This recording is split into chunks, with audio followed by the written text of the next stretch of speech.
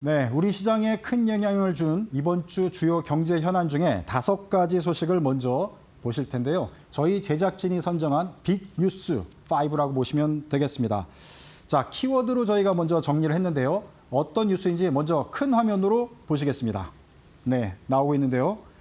공시, 유가 쇼크, 차량 부재, ISDS, D-1 이렇게 저희 제작진은 5가지 주요 뉴스를 키워드로 정리해봤습니다. 자, 그럼 먼저 공시 키워드 어떤 소식일까요? 큰 화면으로 보여주시죠. 네, 증권 소식 아니고요. 부동산 소식입니다. 이번 주에 국토교통부에서 전국의 공동주택, 즉 아파트 공시가격을 발표했습니다.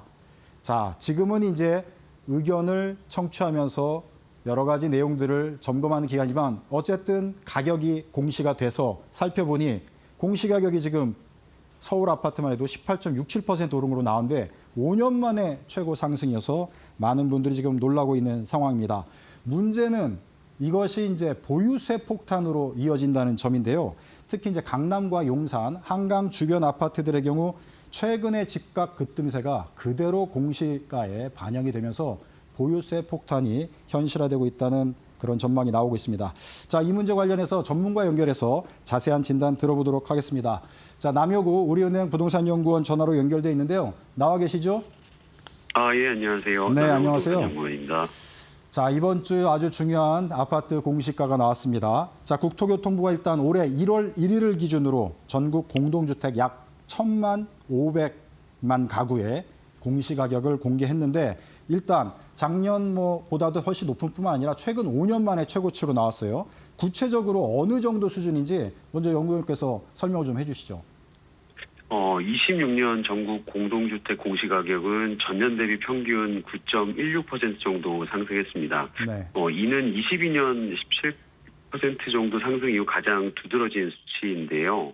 올해 공시가격 현실화율은 2025년과 동일하게 69%로 적용되었기 때문에 순수하게 사실상 2025년 한 해 동안의 개별 시세 변동분이 상승폭으로 반영된 것으로 풀이됩니다. 네. 자, 이제 관심 가는 지역이 서울 중에 특히 이제 강남 3구 또 한강벨트 지역들의 상승률이 눈에 띄는데요. 특히 성동구가 많이 올랐습니다. 자, 이렇게 되면 서울 강남 지역을 중심으로 또 한강벨트 아파트들의 재산세, 그다음에 종부세까지 해서 통칭 보유세가 크게 오를 거로 예상이 되는데요. 자, 어떻게 분석을 하고 계십니까? 아무래도 이제 공시가격 급등은 저희 대한민국의 누진세율이라는 그 구조상 더 높은 과세표준 구간 적용으로 이어지기 때문에 네. 해당 지역 소유자분들의 체감 보유세 부담은 사실상 공시가격 상승률을 뛰어넘는 단지들도 있을 수 있다고 봅니다. 다만 1세대 1주택자에 대한 장기 보유 및 고령자에 대한 세액 감면과 같은 보유세 혜택은 여전히 유지되고 있고요. 보유세 인상이 본격화된 것은 아니기 때문에 정책 흐름을 향후에 조금 더 지켜볼 필요는 있습니다. 네. 자, 강남도 강남이지만 지금 서울 강북하고 지방 같은 경우는 상대적으로 이번에 공시가가 그렇게 크게 오른 거는 아니어서 보유세가 또 급등하지는 않을 거다 이렇게 보이긴 하는데 문제는 이제 정부가 지금 현재 기조를 볼 때 앞으로 이제 공시가를 좀 현실화율 적용을 해서 계속 높여갈 가능성이 높고 이렇게 되면은 보유세가 강북뿐만 아니라 지방도 굉장히 오르는 게 아니냐 이런 걱정들이 나오고 있는데 앞으로 전망을 어떻게 보고 계십니까? 아무래도 향후 시장에 대한 그 방향성이 중요할 것 같은데요. 강남권 중심으로 국지적이더라도 시장 과열 조짐이 보인다고 한다면 아무래도 시장 안정화를 위해서 결국 공시가격 현실화율을 점진적으로 상향하거나 공정시장가액 비율을 상향 조정할 가능성이 존재합니다. 그래서 이는 이제 어찌 보면 다주택자분들에게 자산을 좀 축소하고 가볍게 가져가라는 심리적 압박으로 지속적으로 작용할 수 있기 때문에 향후의 정책 방향과 변화를 조금 주의 깊게 살펴보실 필요 있습니다. 네. 자, 지금 고가 주택자들, 특히 다주택자들 같은 경우는 대출 압박도 받고 있어서 여러 가지로 좀 매물 상황이 더 증가하지 않겠느냐 이런 전망들이 나오고 있는데 앞으로 지금 보유세 인상 지금 이제 현실화되고 있거든요. 그 네. 부동산 시장에 미칠 영향과 파급 효과는 어떻게 보고 계신지 좀 설명 부탁드리겠습니다. 아무래도 이제 기존 강남권에 한정되어 있던 매물 증가 추세가 인접 주요 자치구 및 한강벨트라고 불리는 지역들까지도 확산될 가능성이 존재합니다. 예를 들어서 기존의 고령일 주택자분들이 사실 자산을 축소하고 타 지역으로 이동하는 것을 고민하면서 매물로 내놓는 경우들이 있는데요. 이처럼 이제 고령일 주택자분들이 한강벨트 및 주요 인접 자치구에서도 매물 출회를 증가시킬 가능성이 존재합니다. 네. 지금 세입자들 같은 경우는 집을 보유하지 않기 때문에 보유세에서는 해당이 안 되는데 지금 이제 걱정되는 게 전세 물건이 지금 품귀 현상을 보이고 있고 월세도 지금 계속 오르고 있는 뉴스들이 나와서 걱정이 지금 커지고 있는데 자, 세입자분들 같은 경우는 지금과 같은 시장에서 어떤 전략들을 갖고 부동산 시장 임하는 게 좀 좋다고 보시는지 조언 부탁드리겠습니다. 전월세 매물이 점차 귀해질 수밖에 없는 그런 구조적인 공급 부족 환경은 맞습니다. 따라서 임대인분들이 아무래도 향후 조세 부담이 가중된다면 일부 월세 인상이나 반전세 전환을 통해서 세입자분들에게 주거 비용을 전가할 수 있는 개연성도 존재하는데요. 따라서 계약갱신 청구권을 활용하실 수 있다면 적극 활용하셔야 되는 거고 자녀가 없거나 생활연고지를 바꾸는 것이 상대적으로 용이하시다면 인근의 신축 아파트가 입주하는 곳에 상대적으로 저렴한 전세 매물로 계약하시는 것도 대안이 될 수 있다 생각됩니다. 네. 자, 세입자분들 전략을 좀 잘 짜셔야 되겠고요. 특히 지금 내 집 마련 준비하시는 분들도 좀 고민이 깊습니다. 언제, 어느 시점에 어느 정도의 가격대를 가지고 접근을 하면 좋을지, 그다음에 고가주택 소유하신 분들도 지금 걱정이 많거든요. 전략적으로 주택을 소유하신 분들, 또 소유하려고 준비하는 분들을 위한 조언 끝으로 부탁드리겠습니다. 네, 아무래도 무주택자, 특히 실수요분들이라면 다주택자분들의 절세 매물이 집중적으로 출회될 것으로 예상되는 3월 말 4월 초 정도에 매물과 시장의 흐름을 좀 예의주시하시면 절세용 급매물을 만나보실 수도 있을 것 같습니다. 그래서 무리하지 않은 가용 예산 범위 내에서 직전 실거래가 대비 의미 있게 조정된 급매물이라면 매수를 고민해 보시는 것도 합리적이라고 생각됩니다. 반면 이제 고가주택 보유자분들 또는 다주택자분들 같은 경우에는 현금 흐름을 조금 살펴보셨으면 좋겠습니다. 향후에 보유세가 가중되더라도 현금 흐름이 무리 없이 감당할 수 있는지 좀 냉정하게 살펴보셨으면 좋겠고요. 부담이 만약 크시다면 세금 체계상 유리한 똘똘한 채로 자산을 어느 정도 압축하시거나 토지분 재산세가 없는 입주권 등으로 자산을 리밸런싱하는 재배치도 조심스럽게 고민해 보셨으면 좋겠습니다. 네, 말씀 감사합니다. 지금까지 남여구 우리은행 부동산연구원께서 수고해 주셨습니다. 고맙습니다. 감사합니다. 네, 자 이렇게 해서 이번 주 국토부가 발표한 아파트 공시 가격 토대로 부동산 시장 전망을 해드렸습니다. 자, 두 번째 저희가 유가 쇼크 이렇게 키워드로 잡아봤는데요. 어떤 소식인지 큰 화면으로 보시겠습니다. 네, 나오고 있는데요. 지금 전쟁이 끝날 기미를 현재는 보이지 않고 있습니다. 자, 그래서 국제 유가가 지금 계속 오르고 있는데요. 이러다 보니까 경제적으로 지금 우리나라 같은 경우에 큰 압박을 받고 있습니다. 자, 원유 의존도가 높은 나라들 이렇게 쭉 나와 있는데요. 한국이 지금 1등입니다. 자, 그래서 한국 경제에 큰 악영향을 주고 있는 상황인데 자, 관련해서 김주현 캐스터가 좀 내용 전해 주실까요? 네, 이란 전쟁이 3주째 이어지고 있습니다. 그만큼 중동 리스크가 시장을 계속 흔들고 있고요. 또 국제 유가 역시 변동성이 이어지고 있는데요. 최근에는 이스라엘 측에서 이란의 가스전을 공격했습니다. 이란 역시나 이 카타르 등 각 걸프 지역의 에너지 시설을 공격하면서 보복 공격에 나선 상황인데요. 트럼프 대통령은 여기에 대해서 카타르 LNG 시설이 다시 한번 공격을 받으면 여태까지 이란이 본 적 없는 힘으로 이란의 가스전을 날리겠다라는 강력한 경고성 발언을 내놨고요. 또 에너지 시설에 대한 공격은 자제하자라는 발언을 내놓기도 했습니다. 또 트럼프 대통령이 중동의 추가적인 병력 파병을 고려하고 있다라는 소식도 보도가 되기는 했지만 간밤에 트럼프 대통령에 따르면 이 부분에 대해서는 좀 일축을 했던 모습인데요. 다만 트럼프 대통령이 계속해서 강력한 발언을 내놓는 그 배경에는 국제 유가가 급등을 하면서 인플레이션에 대한 우려가 다시 한번 고개를 들었고요. 또 트럼프 대통령이 11월 중간 선거에서 패배할 수 있다라는 전망까지 나왔기 때문입니다. 이 가운데 간반 베센트 재무장관에 따르면 원유에 대해서 제재를 좀 완화하는 방안을 검토하고 있다라는 소식도 나왔는데요. 그러니까 이란과 러시아에 대한 이 원유 제재를 풀어서 공급을 늘리고 국제 유가를 안정시키겠다라는 의도가 포함되어 있습니다.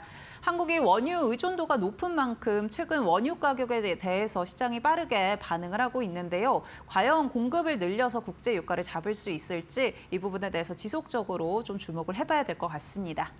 네. 자, 중요한 거는 이제 미국과 이란 전쟁이 언제 과연 끝나느냐. 네. 이런 게 가장 관심이 될 텐데 우리 김지영 캐스터는 개인적으로 어떻게 전망하고 있습니까? 아무래도 지금 3주째 접어들었는데 트럼프 대통령이 4주에서 5주를 이야기했잖아요. 그만큼 한두 주 안에는 좀 마무리 지으려는 시도는 있지 않을까라고 생각이 드는데 워낙에 주말 사이에 또 좀 지나고 나면 여러 이야기들이 쏟아져 나오기 때문에 어떻게 될지는 사실 잘 모르겠습니다. 네. 저도 이제 개인적으로는 바람도 있고 전망도 있다 해본다면 트럼프 대통령이 한 달, 4주 정도를 얘기했는데 그렇게 되면 다음 주 중에는 마무리돼야 되거든요. 네. 자, 그래서 트럼프 대통령이 자신의 한 말을 잘 지켜서 마무리를 해주는 게 좋지 않을까. 그렇게 되면 대부분의 전문가들이 예상한 단기전이라는 게 이제 한 달 내에 마무리되면 단기전이라고 볼 수 있거든요. 네. 그래서 전문가들이 예상도 틀리지 않게끔 그렇게 트럼프 대통령이 잘 마무리를 해주는 게 우리 경제도 도움이 될 것 같다 이런 생각이 들었고요. 자, 이렇게 해서 유가 쇼크에 대해서는 소식을 전해드렸고 이거와 연관된 세 번째 소식도 보도록 하겠습니다. 차량 부재인데요. 차량 부재 키워드로 정리한 뉴스 화면으로 보시겠습니다. 네, 차량 부재 나왔네요. 자, 지금 정부가 비상대책을 지금 강구하면서 대통령이 또 발표를 했습니다. 자, 유가 상황 최악의 시나리오를 갖고 대비를 해야 된다. 그러면서 나온 얘기가 차량 오부제 검토, 그다음에 민간을 강제시한 어떤 그 옛날에 우리가 걸프 전쟁 이후에 차량 오부제 이런 거를 제도를 시행했었는데 그 이후에 사실상 처음으로 지금 정부가 검토를 시작을 했고요. 이게 실제 실행이 될 수 있다 이런 전망이 나오고 있는데 이지은 기자가 좀 자세히 전해주실까요? 네. 정부가 에너지 수급 불안에 대응하기 위해서 차량 부재 운행 검토에 들어갔습니다. 미국과 이란 간 군사 충돌로 에너지 공급 불확실성이 커지자 선제적 수요 관리에 나선 것으로 풀이됩니다. 이재명 대통령은 지난 17일 국무회의에서 자동차 오부제 또는 10부제 방안을 관계 부처에 검토 지시했습니다. 기후에너지 환경부는요, 우선 공공기관을 대상으로 부제를 적용하고 민간은 자율 참여를 유도하는 방안을 중심으로 논의하고 있습니다.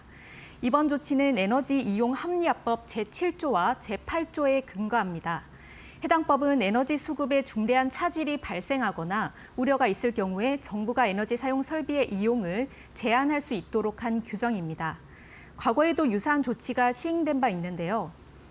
1970년대 석유 파동 당시에는 8기통 이상 고급 승용차 운행이 금지됐었고요. 1991년 걸프전 때는 약 2달 동안 전국 단위 10부제가 실시됐습니다. 정부는 에너지 수급 상황을 지켜보면서 시행 여부와 적용 범위를 최종 결정할 방침입니다. 네, 이지은 기자는 차량 오부제 시행이 될 것으로 예상하십니까? 그렇게 되지 않을 거로 보십니까? 단기간에 전쟁이 끝나서 시행이 안 되는 쪽으로 가지 않을까 하는 바람입니다. 네. 자, 우리의 바람이 잘 전달이 되고 또 그런 기대감이 또 잘 우리 국제사회의 플레이어들이 인식을 해서 국제유가 상황 좀 정리하고 우리도 차량 오부제 시행되지 않도록 그렇게 됐으면 좋겠다 생각을 해봅니다. 자, 이런 소식들 좀 정리를 하고요. 네 번째, 아까 저희가 ISDS 키워드로 보여드렸는데 어떤 소식인지 큰 화면으로 보시겠습니다. 네, 국제 분쟁입니다.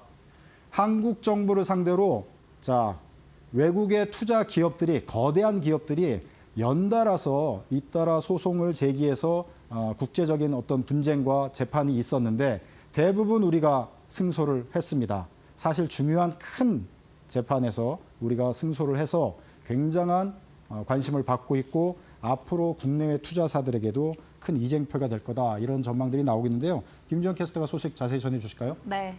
한국 정부가 3,200억 원 규모의 국제 소송에서 승소를 했습니다. 스위스 승강기 업체인 쉰들러 홀딩스가 제기한 투자자 국가 분쟁, 그러니까 ISDS에서 정부의 배상 책임이 없다라는 판단이 나온 건데요. 이번 분쟁의 경우에는 20년 전으로 돌아가서 시작이 됩니다. 쉰들러가 현대 엘리베이터의 2대 주주로 올라서면서 시작이 된 건데요. KCC로부터 현대 엘리베이터의 지분 25.5%를 매입하면서 2대 주주로 올라섰고요. 이후에 현대 엘리베이터 측에서 유상증자, 파생상품 계약 등을 진행을 하면서 쉰들러 측에서는 대주주인 현정은 회장을 위한 지배력 유지를 위한 조치다라고 반발을 했습니다. 그리고 2018년 쉰들러 측에서 한국이 유럽과의 에프타 투자 협정을 위반했고 의도적으로 차별 대우를 했다라면서 한국을 상대로 소송을 제기했던 건데요. 하지만 중재판정부에서는 정부가 쉰들러를 차별하지 않았다라면서 한국의 손을 들어줬습니다. 결국에는 8년간 이어진 분쟁에 한국이 승소를 한 거고요. 또 민간 기업 간의 분쟁이 국가 책임으로 돌리기 어렵다라는 사례를 남겼다라는 게 시장의 분석입니다. 향후에 정부는 소송 비용 환수에도 적극적으로 나선다라는 소식이 전해졌는데 국가가 승소를 해서 좀 굉장히 기쁜 소식이 아닌가라는 생각이 듭니다. 네. 소식 전해주신 거 감사드리고요. 자, 이번 승소는 우리 국부를 지켜냈다는 그런 의미 외에 그런데 앞으로 이와 같은 소송들이 계속 이어질 것 같아서 걱정이 되거든요. 관련해서 이 소식 어쨌든 이제 2부 순서에서 또 자세히 좀 분석을 해드리도록 하겠습니다. 자, 한주경제판 뉴스킵 5 다섯 번째 저희가 K컬처 키워드로 정해봤는데요. D-1 어떤 소식인지 화면으로 보여주시죠. 네. 자, BTS 컴백 무대가 D-1입니다. 내일 토요일 광화문 광장에서 저녁 때 3년 9개월 만에 컴백 무대를 하게 됩니다. 엄청난 경제 효과가 기대가 되고 있는데요. 자, 이데일리가 있는 이 주변 지금 광화문 차량 통제 오늘 저녁부터 시작되는데 지금부터 사실 지금 많은 분들이 준비를 하고 있습니다. 관련해서 소식을 좀 이지은 기자가 전해주실까요? 네, BTS 컴백이 하루 앞으로 다가왔습니다. BTS는 오는 21일 오후 8시에 서울 광화문 광장 일대에서 컴백 무대를 선보입니다. 약 3년 9개월 만에 군백기를 마치고 완전체로 돌아오는 만큼 현장 인원은 무려 26만 명에 이를 것으로 추산됩니다. 이번 공연에서 정규 5집 앨범 아리랑 무대가 처음 공개되고요. 넷플릭스를 통해서 전 세계 190여 개 국가에 생중계될 예정입니다. 미국 블룸버그 통신은 이번 공연의 경제적 파급 효과를 약 3조 3천억 원 규모로 추산했습니다. 이는 팝스타 테일러 스위프트의 에라스 투어에 버금가는 수준인데요. 특히 숙박과 음식, 굿즈 소비 등을 포함하면 서울 지역에만 약 2,600억 원 규모의 경제 효과가 발생할 것으로 예상됩니다. 정부도 대규모 인파에 대비해 안전관리에 나섰습니다. 서울 종로구와 중구 일대의 테러 경보는 21일 자정까지 관심에서 주의 단계로 격상된 상태입니다. 이번 공연이 K-팝을 넘어서 한국 문화 전반에 어떤 파급력을 가져올지 관심이 쏠리고 있습니다. 네, 제가 이렇게 살펴보니까 티켓 파는 것만 1조 원 이상, 글로벌 판매량까지 다 합쳐서 그렇게 보고 있고 지금 직접적인 연관 산업 규모까지 해서 3조 원 이상 이렇게 지금 이 기자가 지금 말씀을 해주셨고 그 밖에 여러 가지 경제적 효과를 다 추산을 하면 약 100조 원 이상까지 효과가 있다. 그러니까 한국의 대단한 경제 승수 효과가 생기는 그런 이벤트인데 잘 안전하게 마무리됐으면 좋겠다는 생각을 하게 되고요. 자, 이지은 기자는 이 BTS 컴백 무대 어떻게 보실 계획이십니까? 아무래도 광화문에 많은 네. 인파가 몰릴 걸로 예상이 네. 돼서 저는 집에서 넷플릭스를 통해서 보지 않을까 넷플릭스를 싶습니다. 통해서. 네, 지금 뭐 넷플릭스가 전 세계에 또 생중계를 한다고 해서 그것도 아주 이례적인 사건이 아닌가 이런 생각을 하게 됩니다. 자, 화려하게 성공적으로 안전하게 잘 공연 마무리되기를 기대하고요. 자, 저희 제작진이 선정한 한 주의 경제판 뉴스킥 5 주요 경제 소식과 이에 대한 분석은 여기서 마무리하도록 하겠습니다. 지금까지 어쨌든 경제 1부는 이지은 기자 그리고 김주현 캐스터, 남여구 우리은행 부동산 연구국께서 수고해 주셨습니다. 고맙습니다.